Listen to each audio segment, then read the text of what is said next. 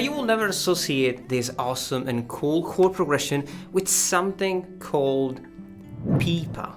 It's a rather funny and silly word, but when you analyze the finger picking pattern that I'm using, this is what we end up with. We have the thumb, index, thumb, and ring.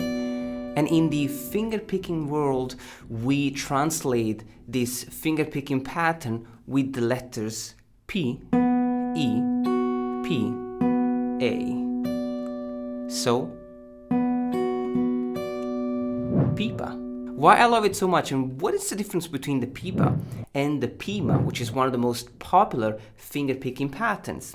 Thumb, index, middle, and ring.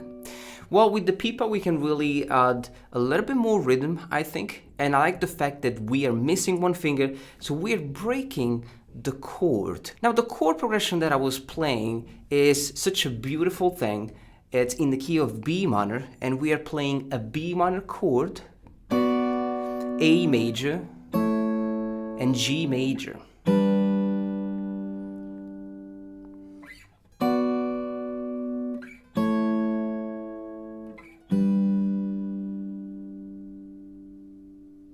Now the fact that we are not using the middle finger allows us to break these chords. In fact, we have the root note B, the fifth, the F sharp, and then we jump to the minor third on the first string, which is the note D. So we have B, F sharp, and D. And we have this nice jump between the fifth and the minor third. Beautiful way to break the chord. It's a little stretchy, so take it step by step. And you want to pluck the strings now with the thumb, index, thumb, and ring finger on the first string. So we have string 4, 3, 4, and 1. Now we're going to do the same thing with the other chords. For the A major, I'm playing the root note A, the fifth, the E, and the major third, which is the C sharp. Same finger picking pattern with thumb, index, thumb, and ring. And for the last chord, the G major, we bring the same shape on fret 5. We have 5, 7, nothing, and 7. Thumb, index, thumb, and ring. When you put it together,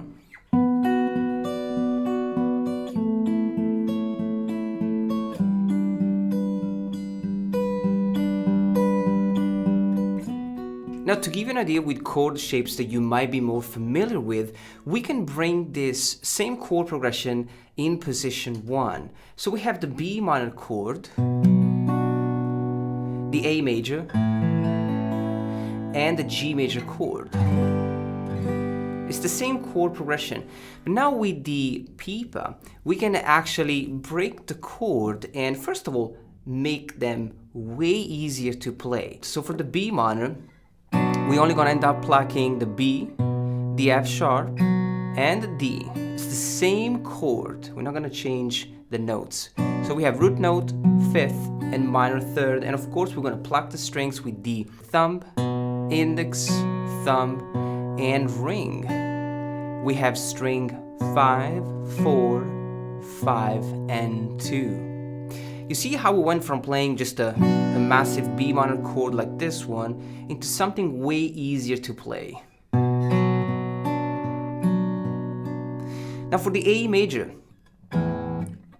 we're only gonna need the A, the E, and the C sharp. So forget about the A on the third string, we're not gonna play that. Same finger picking pattern. And we have the G major. Now, the root note is on the 6th string on fret 3, and then we have the D and the B string.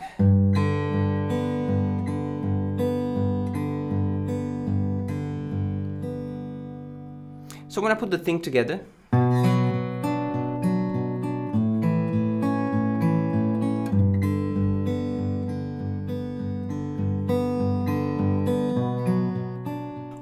things that I love about the B minor key is the fact that almost any chord that we can play in the B minor key work beautifully well with the note E.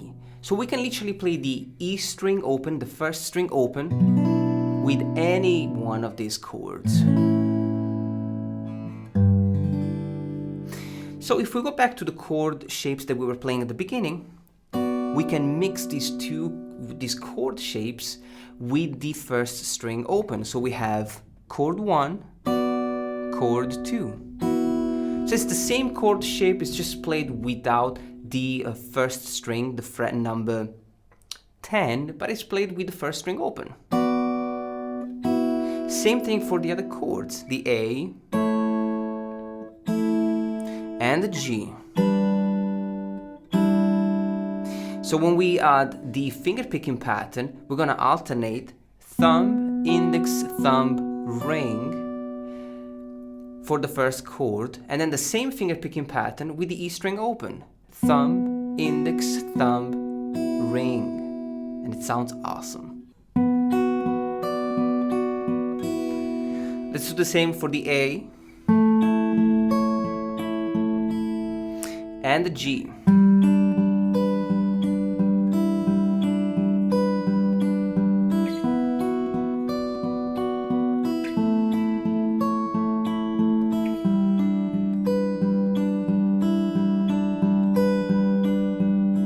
So the second time we're going to play the chord progression, we're going to add the harmonics.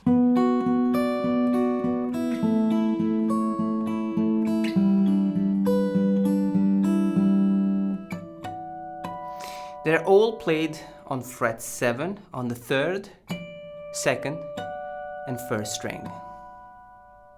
And then we go to position 1.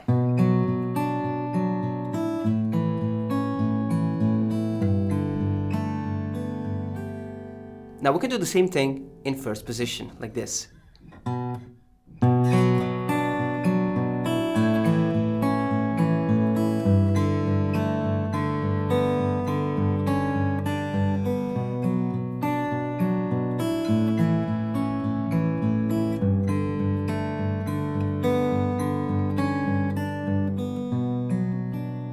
So how do we play that? Well, the cool thing is the fact that we don't have to change any chord shapes except for the G major chord, which is slightly different. There is a melody within the chord. But for the B minor, we can keep the same chord shape. This time though, we're gonna have thumb, index, thumb, and ring, just like we did before. But the second time we're gonna have thumb, index, thumb, and ring finger on the first string, which is the note E. So, beautiful sounding chord. Same thing for the A major, we're gonna have thumb, index, thumb, and ring, just like we did before, but the second time we're gonna do thumb, index, thumb, and ring on the first string. Now for the G major chord, we're gonna change things up a little bit and we're gonna add a melody, we're gonna change the finger picking pattern and the chord as well. So the chord is this one. It's a lovely G add 9 chord. We're gonna play it with the note G, D, A, and B. We're also gonna change the finger picking pattern. This time we have thumb on the 6th, index on the 4th, middle on the 3rd, and ring on the 2nd. We're also gonna add a melody at the end. So the finger picking pattern is this one. We have thumb, index, thumb, middle, thumb, index, thumb, and ring. Now, when we play the melody, we're gonna change things up a little bit. We're gonna have the thumb and index, but now we have thumb, the middle finger on the 2nd string fret 2, thumb again, and the 2nd string fret number 3 with the index. So.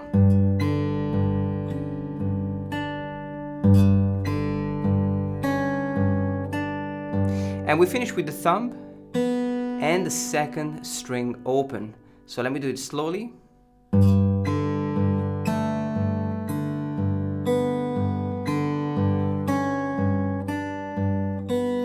And we go back to the B minor chord.